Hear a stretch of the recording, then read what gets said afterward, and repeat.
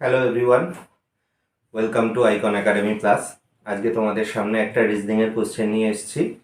এটা হচ্ছে sitting arrangement, যেমনটা ব্যাংকের পরীক্ষাগুলোতে দেয়। WBP SI এর মেন্সের পূর্ববর্তী বছরের কোশ্চেনগুলোতে এই প্রকার রিজনিং দিয়েছে।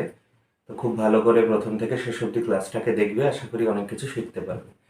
তো চলো শুরু করা যাক। প্রথমে প্রশ্নটা আমি একটু পড়ে দিই, দেখো। আর তোমাদের আগের ক্লাসটাতেই বলেছিলাম যে এই প্রকার রিজনিংগুলোকে সবসময় আমরা ইংলিশ মিডিয়ামে করার চেষ্টা করব, ইংরাজি ল্যাঙ্গুয়েজটাকে পড়ার চেষ্টা করব, কারণ ইংরাজি ল্যাঙ্গুয়েজটাতেই এই কোশ্চেনগুলোর প্রপার জাস্টিফিকেশন আছে। হ্যাঁ, ওই কোশ্চেনগুলো পড়লে ইংরেজিতেই পড়তে হবে, তবেই পরিষ্কার বুঝতে পারবে। বাংলায় পড়লে খুব একটা পরিষ্কার বুঝতে পারবে না। তার কতগুলো কারণ আছে, আমি ক্লাসের মধ্যে মধ্যে বলে যাচ্ছি। তো দেখো, প্রথম আজকের যে কোশ্চেনটা তোমাদের সামনে নিয়ে এসেছি, দেখো বলছে L M N N P Q R and S are sitting in a circle and playing cards. সাতজন বন্ধু আছে, L M N P Q R S, একটা গোল চক্রাকারে বসে আছে, ভেতরের দিকে তাদের মুখ। এবার দেখো, যেহেতু চক্রাকারে বসে আছে, তাদের দুটো দিক আছে, একটা রাইট সাইড একটা লেফট সাইড। তো মোটামুটি এই যে তীর চিহ্নটা দিয়েছি, এটা হচ্ছে রাইট, এই যে ডিরেকশন, আর এটা হচ্ছে লেফট। আর ওপরের দিকে যারা বসে আছে, তাদের লেফট হচ্ছে এটা আর রাইট হচ্ছে এটা। আশা করি বুঝতে পেরেছো। তো এই তীর চিহ্নটা দেওয়া খুব জরুরি। এবার দেখো, N who is the neighbour of P is not the neighbour of R. এটা দেখে আমি পরিষ্কার কোথাও বুঝতে পারছি না যে এন এর পজিশন কি হবে, বুঝতে পারছি কি পাচ্ছি না। তো পরবর্তী বলছে Q is second to the left of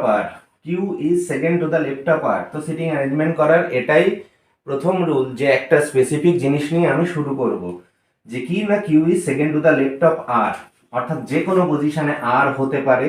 ধরে নিচ্ছি আর এখানে আছে, তো আর যদি এখানে হয়, কিউ হবে তার বাদিকের 2 নম্বর পজিশনে, আর এখানে, তার মানে এটা আর এর রাইট, এটা আর এর left.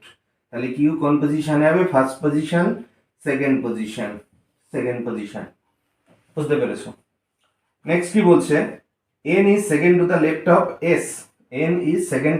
of s, who is the neighbor of m। এবার দেখো, আবার প্রথমে চলে যাই আমি। n is the neighbor of p, not of r। n car neighbour? p এর নেইবার, r এর নেইবার না। তাহলে r এর নেইবারিং পজিশন কোনটা, মানে r এর প্রতিবেশী পজিশন কোনটা? এই একটা পজিশন, এই একটা পজিশন, তাই তো? তাহলে এই দুটো পজিশনে n হতে পারে না। n কোথায় হতে পারে? এখানে হতে পারে, এখানে হতে পারে, আর এখানে হতে পারে। এই তিনটে পজিশনে একমাত্র n বসতে পারে। আবার চলো পড়ি। বলছে n who is the neighbour of p is not the neighbour of r। n p এর নেইবার। এইবার শেষ অংশটা পড়বো, এই অংশটা, যে n is second to the left of s, who is the neighbour of m। n is second to the left of s, তাহলে s এর বাদিকের 2 নম্বর পজিশনে n অবস্থিত। তার মানে দেখো, n এর এই তিনটে পজিশন আছে, তো এই তিনটে পজিশনের মধ্যে একমাত্র s যদি এখানে বসে, তাহলে এটা s এর ডান দিক, এটা s এর বাদিক। s এর বাদিকে ফার্স্ট পজিশন, সেকেন্ড পজিশন, এই সেকেন্ড পজিশনে একমাত্র কে বসতে পারবে? এই পজিশনেই একমাত্র n বসতে পারবে, এছাড়া অন্য কোনো পজিশনে n বসতে পারবে না, যেহেতু বলেছে n is second to the left of s। এইবার এই অংশটা খুব ভালো করে পড়বে। s এর পরে একটা কমা আছে, হু is the neighbour of m। s car neighbour? m এর neighbour.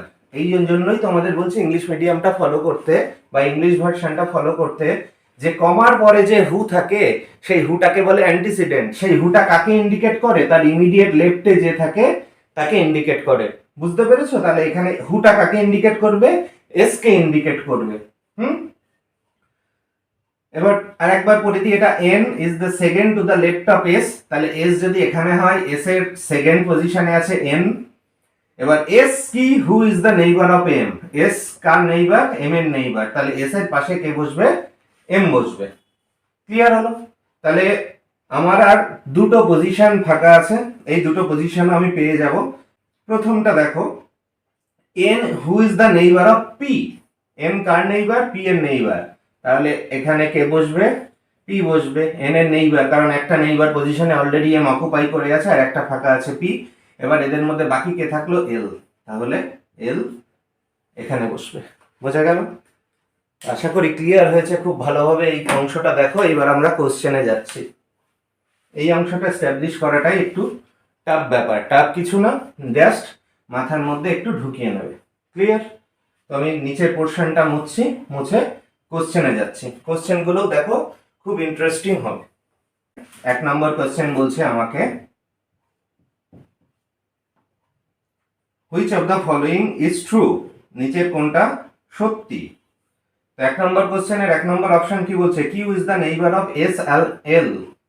Q is the neighbour of S and L. তো প্রথমটাই আমি পেয়ে গেলাম, তাহলে 1 নম্বরের 1 নম্বরটা হবে আমার অ্যান্সার। বুঝতে পারছো যে কিউ এস আর এল এর প্রতিবেশী। 2 নম্বর দেখো, 2 নম্বর বলছে which of the following pairs has the second person sitting second to the right of the first person. Very good question, খুব ভালো করে লক্ষ্য করবে। এই 2 নম্বরের অপশনগুলো আমি লিখছি। Second person sitting second to the right of the first person, তো সেকেন্ড পারসন কে? L. L sitting second to the right of the first person, তো ফার্স্ট পারসন কে? এম। এম এর ডান দিকে 2 নম্বর পজিশনে এল হবে, হয়েছে? হয়নি, কাটা। এন এর ডান দিকে 2 নম্বর পজিশনে কিউ হবে। এন এর ডান দিকে 2 নম্বর পজিশনে কিউ, কিউ আছে ডান দিকে 3 নম্বর পজিশনে আছে, নেই, কাটা। কিউ এস, কিউ ডান দিকে 2 নম্বর পজিশনে এস হবে।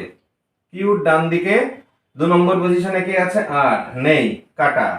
এন আর, এন এর ডান দিকে 2 নম্বর পজিশনে আর হবে, আছে। এন এর বাদিকে 2 নম্বর পজিশনে আর আছে, কিন্তু এন এর ডান দিকে 2 নম্বর পজিশনে আর নেই, কাটা। তাহলে আমার অপশন হবে হচ্ছে অপশন 5, নান অফ দিস। এটার অ্যান্সার হবে হচ্ছে none of the above. Clear হয়েছে? পরের কোশ্চেনে চলো। তো 3 নম্বর প্রশ্ন দেখো। 3 নম্বর প্রশ্ন বলছে who is two the immediate right of S. S এর ইমিডিয়েট রাইটে কে? কিউ। বুঝেছো? অপশনে কিউ কতই আছে? 3 নম্বর অপশনে আছে কিউ। ঠিক আছে? আর 4 নম্বর অপশন দেখো, বলছে what is the position of L. L এর পজিশন কি? To the immediate right of R. দেখো এল আর এর ইমিডিয়েট লেফটে, রাইটে নয়, তাহলে 1 নম্বর হবে না। 2 নম্বর second to the left of M. M এর সেকেন্ড টু দ্য লেফটে পি আছে, হবে না। To the immediate right of Q, দেখো to the immediate right of Q, এটা হবে অপশন। তাহলে to the immediate right of Q হচ্ছে আমার 3 নম্বর অপশনে আছে। ঠিক আছে? তো আজকে পাজল টেস্টের ক্লাসটা এখানেই শেষ করছি। আশা করি প্রশ্নগুলো বুঝতে পেরেছো।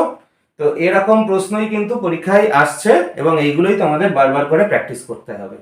তো চলো আজকের জন্য এতটুকুই, পরবর্তী ক্লাসে দেখা হবে। ভালো থাকবে সবাই।